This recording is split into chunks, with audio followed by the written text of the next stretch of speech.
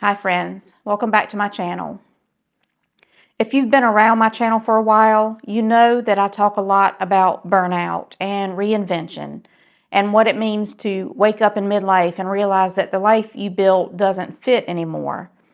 Most of the comments on my recent videos have been amazing. Women saying things like, "I feel this in my bones," and even a few men who truly get it. But then there are the others, usually men, the ones who say, "Stop blaming the system. You made your choices. Stop playing the victim." And honestly, they're not completely wrong, even though I don't think I'm playing the victim. But we did make choices. But we didn't make them from a blank slate. We made them inside a framework that told us what good women should be. That we should be responsible and selfless and never need anything and never ask for help. And that we should be responsible for holding everybody else up and that we shouldn't ask for anything more. People who haven't looked closely at social conditioning don't realize how deep it runs. From the time we were little girls, most of us were taught that our worth came from what we could give, and how helpful we were, and how well we kept the peace, and how little we needed. We watched our mothers and our grandmothers hold everything together while slowly disappearing inside their own lives. They didn't call it burnout back then, they just called it being a good woman. We learned that love was something you earned by holding everyone else up. I can still remember thinking as a young nurse and a young mother that exhaustion was proof that I was doing something right, and that being tired all the time meant that I was working hard and being responsible and keeping it all together and adulting.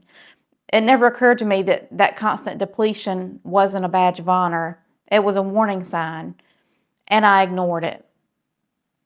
Years later, in my 50s, I hit a wall. I've battled depression and anxiety and constant health problems. I found myself overweight, insulin resistant, chronically inflamed, and with some sort of undiagnosed autoimmune activity going on. I knew I had a choice. I could either fall apart or I could change everything. And that's what finally forced me to step back and ask why I had spent so many years believing that being exhausted was the same thing as being good.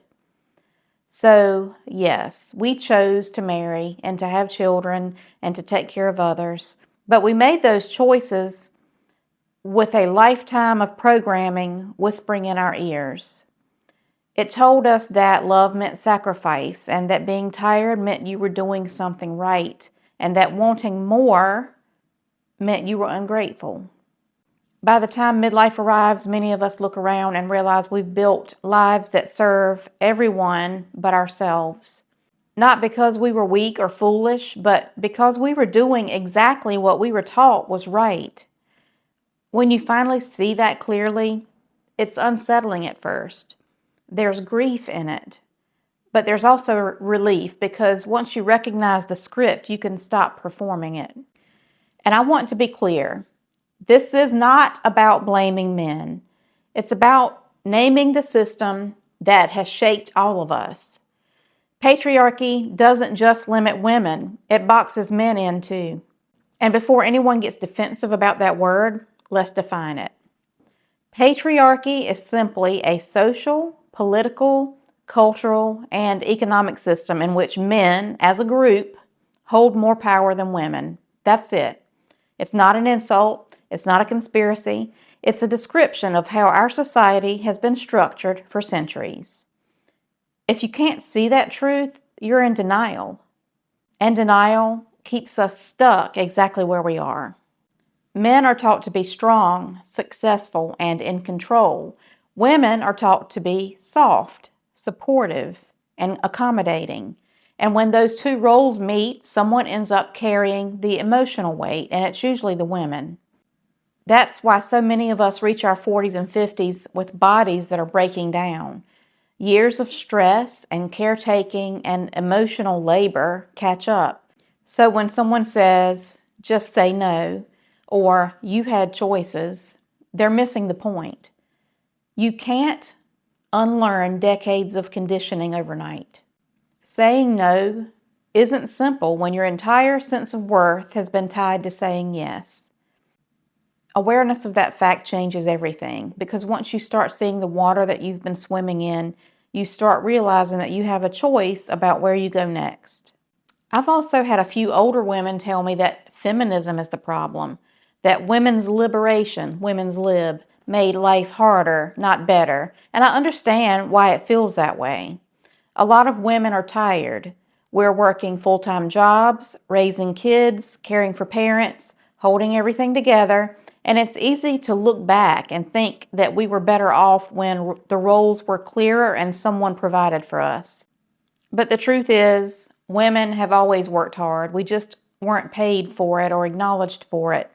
Even before the women's rights movement, we kept the households running and raised children and cared for elders. We smoothed over dysfunction, volunteered in churches and schools, all for free. And while we were doing all that, we weren't allowed to own property, open a checking account, vote, have an opinion, or make choices about our own lives.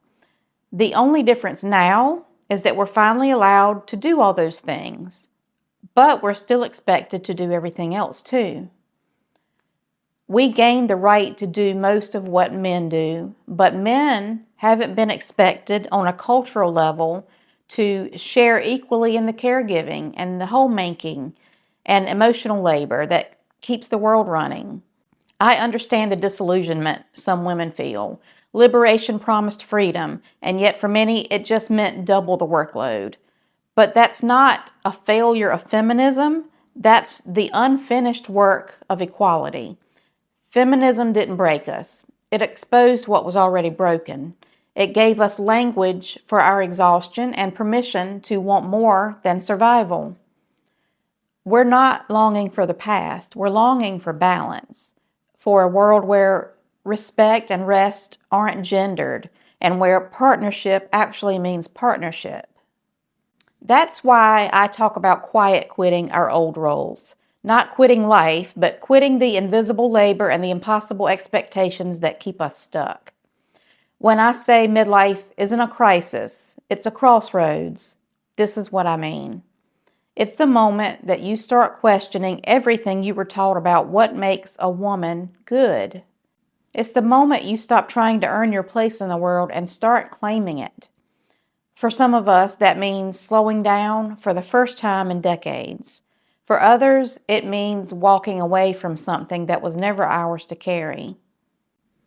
We are beginning to raise sons who can nurture and feel and talk about their emotions. And we're beginning to raise daughters who know that they don't have to earn their worth and that they don't have to go by the old rule book. We're teaching them that being a good person doesn't mean disappearing into a role of wife and mother.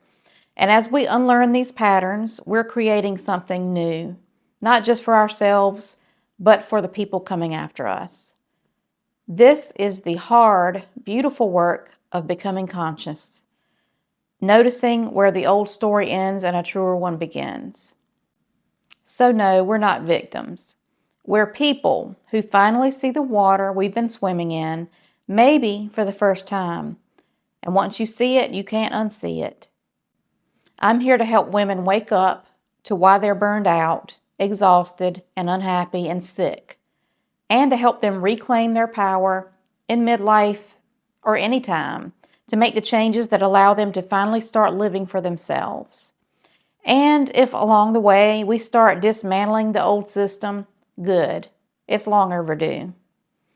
Thank you for being here and for watching to the end of the video, friends. I'll see you in the next one.